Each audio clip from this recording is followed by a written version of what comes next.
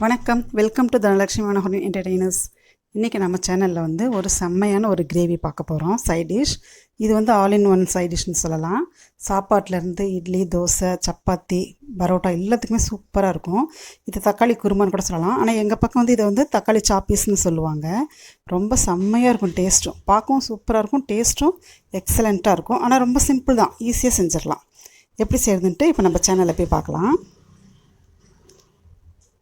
First ஒரு வானலியில் நல்லா ஒரு டேபிள் ஸ்பூன் அளவுக்கு ஆயில் விட்டுக்கோங்க. ஏன்னா எண்ணெய் நிறைய விட்டால் இந்த கிரேவி பார்க்குறதுக்கு அவ்வளோ சூப்பராக இருக்கும், டேஸ்ட்டும் நல்லாயிருக்கும். 1லேருந்து ஒரு 2 டேபிள் ஸ்பூன் வரைக்கும் ஆயில் சேர்த்துக்கோங்க. இதுக்கு இன்க்ரீடியன்ஸும் ரொம்ப கம்மி தான். பச்சை மிளகா, வெங்காயம், தக்காளி. இப்போ நான் வந்து 2 நேரத்துக்கு செய்ய போகிறேன், மதியத்துக்கும் நைட்டு டிஃபனுக்கும், மதியம் சாப்பாட்டுக்கும். அதனால் கொஞ்சம் சேர்த்து செய்கிறேன். ஒரு 2-3 துண்டு பட்டை, 4-5 லவங்கம் எடுத்துக்கோங்க. இது பொரியட்டும். பொரிஞ்சதும் பச்சை மிளகா, ஒரு 4 பச்சை மிளகா போட்டிருக்கேன். அப்புறம் பெரிய வெங்காயம் பார்த்திங்கன்னா 2 பெரிய வெங்காயம் கட் பண்ணி எடுத்துருக்கேன். சின்ன வெங்காயம் போட்டாலும் டேஸ்ட்டாக இருக்கும், பெரிய வெங்காயம் போட்டாலும் ஓகே தான். வெங்காயம் கொஞ்சம் வணங்கட்டும்.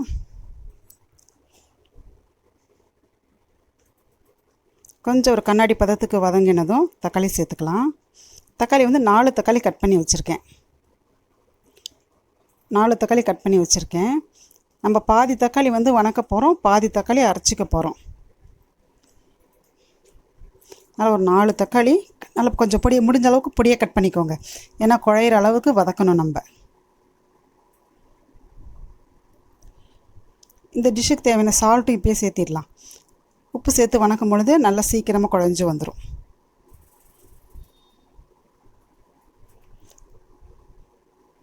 நல்லா இது ஒரு 5 நிமிஷம் போல் நல்லா கொஞ்சம் நேரம் வதக்கி விடுங்க. நல்லா குழஞ்சி வரட்டும்.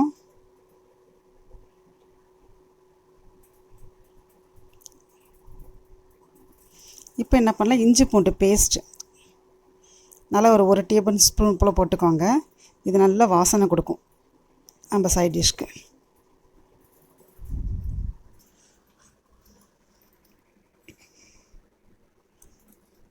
எல்லாத்தையும் சேர்த்து நல்லா கலந்து விட்டுட்டு, இஞ்சி பூண்டு பச்சை வாசனை போகணும், தக்காளி நல்லா குழையணும்.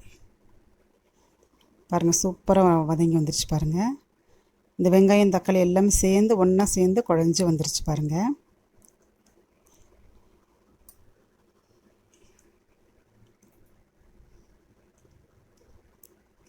இந்த ஸ்டேஜில் நம்ம தேங்காயும் தக்காளியும் அரைச்சிட்டு வந்துடலாம். தேங்காய் வந்து ஒரு அரை மூடி தேங்காய் எடுத்துக்கிட்டால் போதும், ஒரு மூடியில் பாதி எடுத்துக்கிட்டால் போதும். தக்காளி வந்து இன்னும் ஒரு 4 தக்காளி இதில் சேர்த்து அரைச்சிக்கலாம். இவ்வளோ தக்காளி போடுறோமே, புளிப்பு வருமா அப்படின்னாக்கா கண்டிப்பாக வராது. ஏன்னா நம்ம அதுக்கு தகுந்த போல் மசாலா தூள் ஆட் பண்ண போகிறோம், காரம் சேர்த்த போகிறோம். கிரேவி வேணுன்ற அளவுக்கு நம்ம தக்காளி எடுத்துக்கணும் இல்லையா. இதை 2 நல்லா நைஸாக அரைச்சிட்டு வந்து சேர்த்திருங்க. இதில் நீங்கள் விருப்பப்பட்டால் உருளைக்கிழங்கு கூட கட் பண்ணி போட்டுக்கலாம். இன்னும் நிறைய மல்டி வெஜிடபிள்ஸ் போட்டிங்கன்னா நல்லா சூப்பரான ஒரு வெஜிடபிள் குருமா ரெடி ஆகிடும்.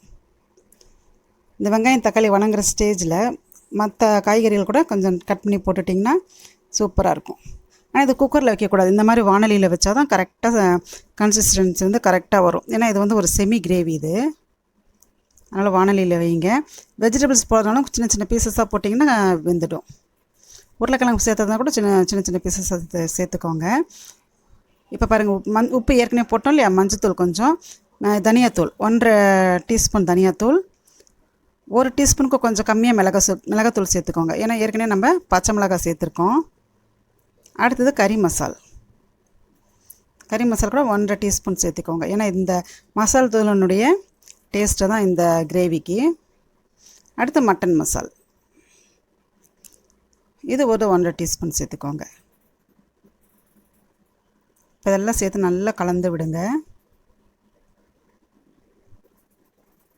அவ்வளோதான், சீக்கிரமாக ரெடி ஆயிரும். இப்போ இது நல்லா நமக்கு தண்ணி கொஞ்சம் சேர்த்து நல்லா கொஞ்சம் கொதித்து வந்துச்சுன்னா போதும், நம்ம இறக்கிடலாம். இதெல்லாம் கலந்து விட்டு கொஞ்சம் தண்ணி விட்டு நல்லா கலந்துவிட்டு அந்த கொதித்து சேர்ந்தாப்பில் வரும்பொழுது நம்ம ஆஃப் பண்ணிடலாம்.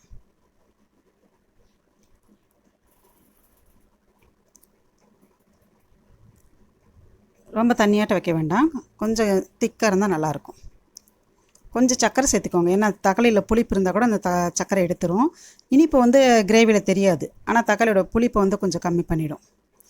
எப்பயுமே தக்காளி நிறைய போட்டு செய்கிற டிஷ்ஷுக்கு கொஞ்சம் சர்க்கரை சேர்த்திட்டிங்கன்னா டேஸ்ட் நல்லா என்ஹான்ஸ் பண்ணி கொடுக்கும். நல்லா கொதிச்சு வருது பாருங்கள். நல்ல கிரேவி கன்சிஸ்டன்சி கரெக்டாக வந்தோடனே ஆஃப் பண்ணிவிட்டு வச்சிட்டிங்கன்னா நம்ம சேர்த்தன எண்ணெயெல்லாம் அப்படியே மேலாக நின்று அவ்வளோ சூப்பராக இருக்கும். பார்க்குறதுக்கு டேஸ்ட்டும் நல்லாயிருக்கும், சூப்பராக இருக்கும். நாங்களே இந்த சாப்பீஸ் செஞ்சோன்னாக்கா பரோட்டா செஞ்சுருவோம் நைட்டு. பரோட்டாக்கு அவ்வளோ சூப்பராக இருக்கும். இது சப்பாத்திக்கும் நல்லாயிருக்கும், சப்பாத்தி பரோட்டாக்கும் ரொம்ப நல்லாயிருக்கும். இட்லி தோசை சாப்பாடு எல்லாத்துக்குமே செம்மையாக இருக்கும். நீங்கள் ஒரு நேரம் செஞ்சிங்கன்னா அடுத்த நேரம் டிஃபனுக்கு கூட வச்சுக்கலாம். இதை ரொம்ப சிம்பிள் தான், ஆனால் டேஸ்ட் அவ்வளோ சூப்பராக இருக்கும்.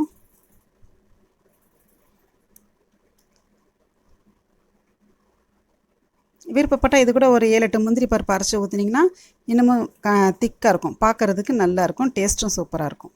விருப்பப்பட்டால் அந்த மாதிரி அரைச்சி கூட ஊற்றி பாருங்கள். தேங்க்யூ.